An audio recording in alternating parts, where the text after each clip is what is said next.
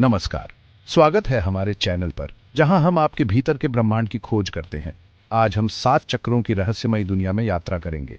ये चक्र हमारे सूक्ष्म शरीर में ऊर्जा के केंद्र हैं, जो हमारे शारीरिक, मानसिक और आध्यात्मिक स्वास्थ्य को प्रभावित करते हैं। इस वीडियो में हम हर एक चक्र के बारे में जानेंगे, उसकी स्थिति, गुण और असंतुलन के लक्षण। साथ ही हम सीखेंगे कि कैसे अपने चक्रों को संतुलित करके एक स्वस्थ, संतुष्ट और ऊर्जावान जीवन जी सकते हैं। सबसे पहले हम अपने अस्तित्व की जड़, मूलाधार चक्र की यात्रा करते हैं। यह चक्र हमारे जीवन की नींव है, जो हमें स्थिरता और सुरक्षा प्रदान करता है। यह चक्र लाल रंग से पहचाना जाता है, जो ऊर्जा और शक्ति का प्रतीक है। हमारी रीढ़ की हड्डी के आधार पर स्थित है और यह हमारे शरीर की संरचना को समर्थन देता है। यह हमारी मूलभूत आवश्यकताओं जैसे भोजन, पानी, आवास और सुरक्षा से जुड़ा है। यह चक्र हमें जीवन की बुनियादी जरूरतों को पूरा करने में मदद करता है। जब मूलाधार चक्र संतुलित होता है, तो हम सुरक्षित और स्थिर महसूस करते हैं। यह हमें मानसिक और शारीरिक स्थिरता प्रदान करता है। लेकिन जब यह चक्र असंतुलित होता है, तो हम भयभीत और असुरक्षित महसूस कर सकते हैं। यह असंतुलन हमारे जीवन में तनाव और चिंता ला सकता है। मूलाधार को संतुलित करने के लिए प्रकृति के साथ समय बिताना, जमीन पर नंगे पैर चलना, पौष्टिक भोजन खाना और योग के आसन जैसे ताड़ासन, भुजंगासन और पश्चिमोत्तानासन करना लाभदायक हो सकता है। यह हमें धरती से जुड़ने और स्थिरता महसूस करने में मदद करता है। ध्यान भी मूलाधार को सक्रिय करने में मदद करता है। यह हमें आंतरिक शांति और स्थिरता प्रदान करता है। अपनी सांस पर ध्यान केंद्रित करें। रीढ़ की हड्डी के आधार पर एक लाल रंग की ऊर्जा की कल्पना करें और लम मंत्र का जाप करें।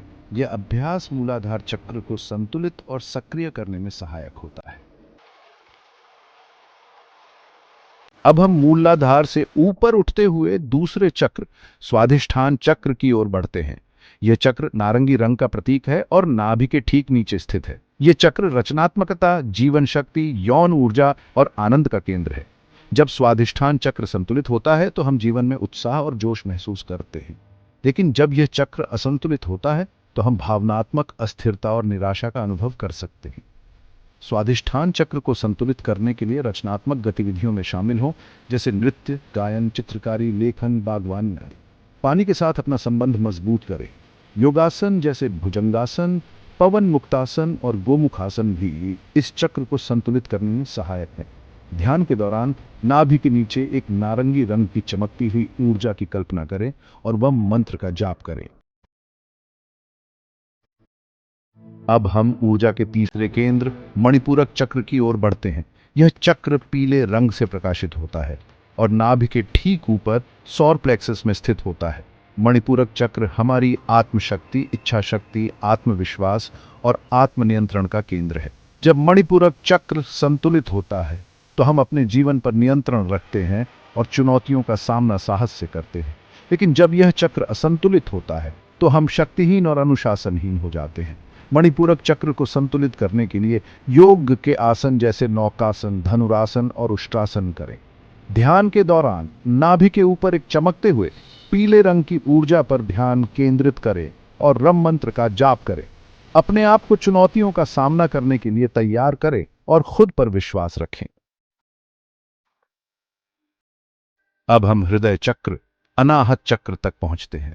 यह चक्र हमारे भावनात्मक और आध्यात्मिक स्वास्थ्य के लिए अत्यंत महत्वपूर्ण है। यह चक्र हरे रंग से प्रकाशित होता है और हृदय के केंद्र में स्थित होता है। यह हमारे जीवन में संतुलन और शांति लाने का कार्य करता है। यह चक्र प्रेम, करुणा, क्षमा, सहानुभूति और स्वीकृति का केंद्र है। यह हमें दूसरों के साथ गहरे और सच्चे संबंध बनाने में मदद करता है। जब अनाहत चक्र संतुलित होता है, तो हम दूसरों के प्रति प्रेम और करुणा महसूस करते हैं। हम अपने आसपास के लोगों के साथ अधिक सहानुभूति और समझदारी से पेश आते हैं। हम क्षमा करने में सक्षम होते हैं और हमारे रिश्ते गहरे और प्रेम से भरे होते हैं। यह चक्र हमें अपने और दूसरों के प्रति दयालुता और सहानुभूति सिखाता है। लेकिन जब यह चक्र असंतुलित होता है, तो हम अलगाव, दुख और अविश्वास का अनुभव कर सकते हैं। यह हमें दूसरों से दूर कर सकता है और हमारे रिश्तों में दरार डाल सकता है। अनाहत चक्र को संतुलित करने के लिए प्रेम और कृतज्ञता का अभ्यास करें। यह हमें अपने जीवन में सकारात्मकता और संतुलन लाने में मदद करता है।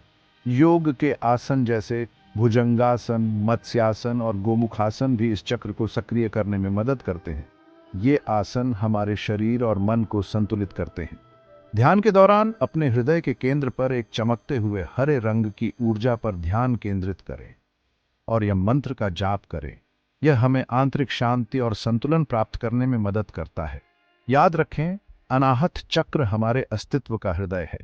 यह हमें प्रेम, करुणा और क्षमा की शक्ति प्रदान करता है, जो हमारे जीवन को समृद्ध और पूर्ण बनाता है। अब हम कंठ चक्र, विशुद्धि चक्र तक पहुंचते हैं। यह चक्र हमारे संचार और अभिव्यक्ति का मुख्य केंद्र है। यह चक्र नीले रंग से प्रकाशित होता है और गले के गड्ढे में स्थित होता है। यह हमारे विचारों और भावनाओं को व्यक्त करने की क्षमता को नियंत्रित करता है। विशुद्धि चक्र संचार, अभिव्यक्ति, रचनात्मकता और सत्य का केंद्र है।